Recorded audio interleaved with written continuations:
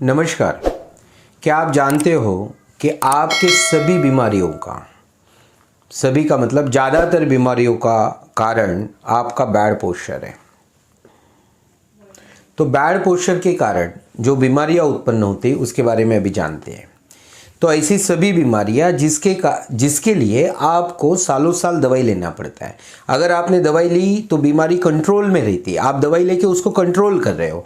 अगर दवाई बंद करते हो तो बीमारियां फिर से हो जाती है। ऐसी सभी बीमारियां ज़्यादातर बैड पोस्चर के कारण होती है। तो जानते हैं उनके नाम। ज़्यादा देखो, अभी साइनस, सर्दी जुकाम जो बार बार होता है, किसी किसी को साल भर सर्दी जुकाम होती है।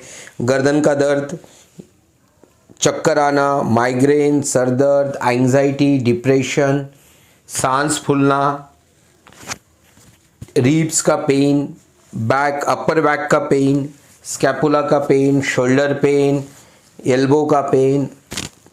थोड़े नीचे जाएंगे, हम पेट के हिस्से की तरफ देखेंगे तो पेट संबंधित सभी बीमारियां, गैस, एसिडिटी, ब्लोटिंग, पाचन नहीं होना, डकार आना, खट्टी डकार आना, पेट फूलना, पेट भारी लगना, उत्साह नहीं होना, नींद नहीं आना, पेट साफ नहीं होना, पेटों से जिसको पेचिस बोला जाता है यानी म्यूकस जाना, ब्लीडिंग होना, ये सभी बीमारियां बैड पोस्चर के कारण होती है। अगर हम पेल्विक के रीजन में जाएंगे तो ज़्यादातर फीमेल्स में जो गायनेक रिलेटेड इश्यूज होते हैं वो सभी पेल्विक के पोजीशन मतलब पेल्विक के पोस्चर बैड होने की वजह से ही होते हैं।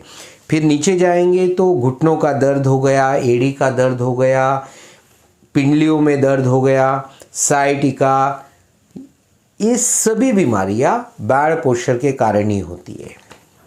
तो अभी आपको लगता होगा इतनी सारी बीमारियां सिर्फ बैड पोस्चर के कारण होती है और आज तक हमें किसी ने ना ये बताया है ना हमने कहीं सुना है। तो मतलब हमें कैसे विश्वास होगा कि ये बैड पोस्चर के कारण होती है। और ये आपके मन में ये सवाल आना बिल्कुल स्वाभाविक है, क्योंकि ये सुनने में थोड़ा अजीब लगता है कि बैड पोस्चर के कारण इतनी सारी बीमारियां होती है। बैड पोस्चर के कारण दर्द होना ये समझ सकते हैं, लेकिन बाकी सारी पेट संबंधी बीमारियां या गायनेक रिलेटेड जो इश्यूज होते हैं, हार्मोनल इम्बैलेंसेस होते हैं, क्या ये सभी बैड पोस्चर के कारण ही होती है? तो ये आपका सवाल बिल्कुल स्वाभाविक है और हम उसका अभी थोड़ा एक्सप्लेनेशन जानते हैं कि ये कैसे होता है। बैड पोस्चर के कारण सबसे ज़्यादा अपना रिब केज ये हिस्सा, अपना पेल्विस, ये जो कमर का बोन होता है ये पेल्विस, और ये जो स्पाइन है मतलब रीढ़ की हड्डी, गर्दन से लेके कमर तक की जो रीढ़ की हड्डी है, ये तीन चीज़ों पे विशेषता बैड पोस्चर का प्रभाव दिखता है, बुरा प्रभाव दिखता है। मतलब बैड पोस्चर के कारण ये तीन चीज़ें सबसे ज़्यादा अफेक्ट होती है।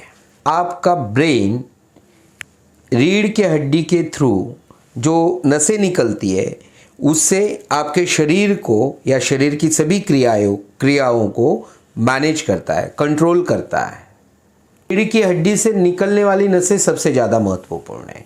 अगर वो ठीक से काम करेगी तो आपका शरीर मस्त काम करेगा। अगर वो उसमें कुछ बिगाड़ है तो फिर शरीर में कुछ ना कुछ प्रॉब्लम आना शुरू हो जाता है। और आपने देखा कि बैड पोस्चर के कारण सबसे ज़्यादा असर किस पे होता है? रीढ़ की हड्डी पे, स्पाइन पे होता है। और अगर स्पाइन पे असर होगा तो ऑब्वियसली सपोज ये स्पाइन है तो स्पाइन पे असर होगा मतलब क्या? इसका जो पोस्चर है, इसकी जो नॉर्मल कर्व है वो चेंज होगी। तो कर्व चेंज होगी तो कहीं ना कहीं नसें दबेगी। अगर वो नसें ज़्यादा दब गई है तो फिर आपको दर्द आता है, उस हिस्से में दर्द आएगा। दर्द डिपेंड रहेगा किस हिस्से का दर्द, किस हिस्से में नसें दबी हुई है।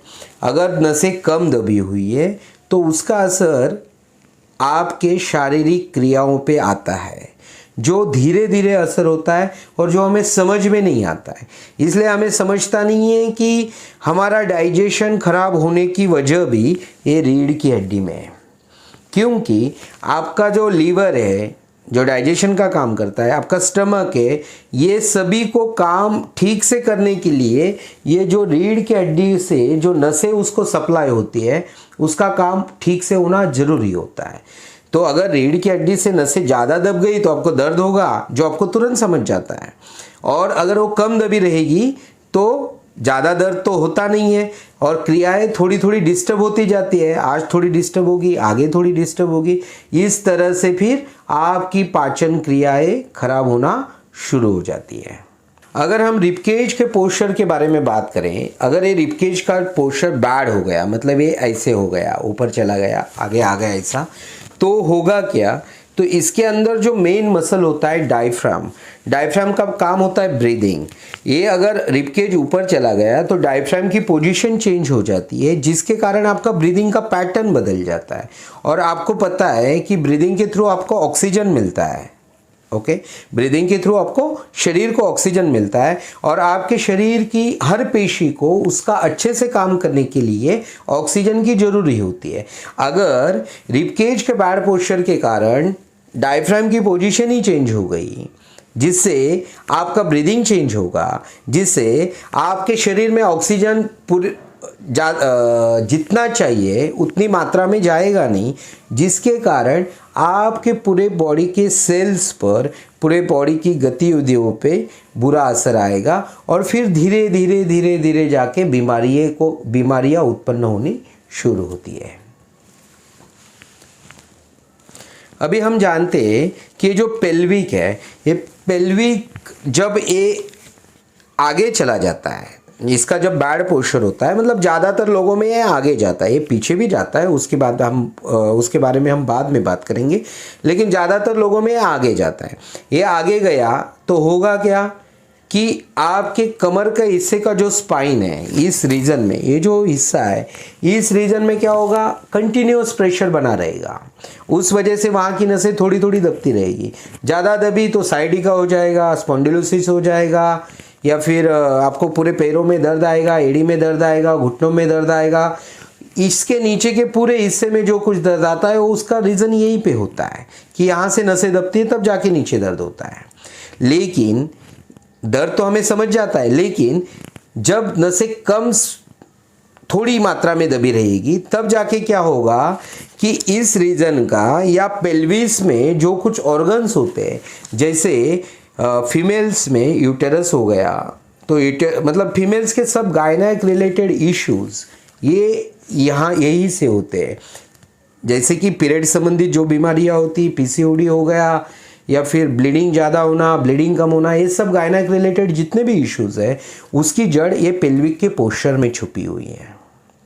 ये जो सर्वाइकल स्पाइन है, अगर इसमें नसें दबती है तो उसे साइनस, माइग्रेन, सरदर्द, एंजाइटी, डिप्रेशन, नींद नहीं आना, वर्टिगो जिसमें चक्कर आते हैं, फिर गर्दन का स्पॉन्डिलोसिस, हाथों में झंझनाहट, हाथों में दर्द होना, शोल्डर पेन, एल्बो का पेन, ये सभी तरह की बीमारियां ये यहाँ पे सर्वाइकल स्पाइन में नसें दबने के कारण होती है।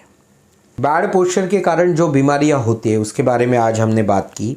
उस हर बीमारी के बारे में, इनफैक्ट उससे और ज़्यादा बीमारी के बारे में हम डिटेल वीडियो, पोस्चर रिलेटेड, मतलब हर बीमारी का पोस्चर, बैड पोस्चर से कैसे कनेक्शन है, इसका डिटेल वीडियो हम फ्यूचर में लेके आएंगे। तो इसके लिए आप प्लीज़ इसे सब्सक्राइब कर दीजिए, इस चैनल को आप सब्सक्राइब कर देना। और अगर आप अब तक वीडियो देख रहे हैं तो लाइक कर देना। और ये वीडियो अगर आपको लगता है कि आपके काम में आया है, आपको कुछ नई जानकारी मिली है और जो बाकी लोगों के काम में आ सकती है, तो आपके ग्रुप्स में, व्हाट्सएप पे, फेसबुक पे इसे ज़रूर शेयर कर देना। आपने वीडियो देखा इसके लिए आपका बहुत बहुत धन्यवाद।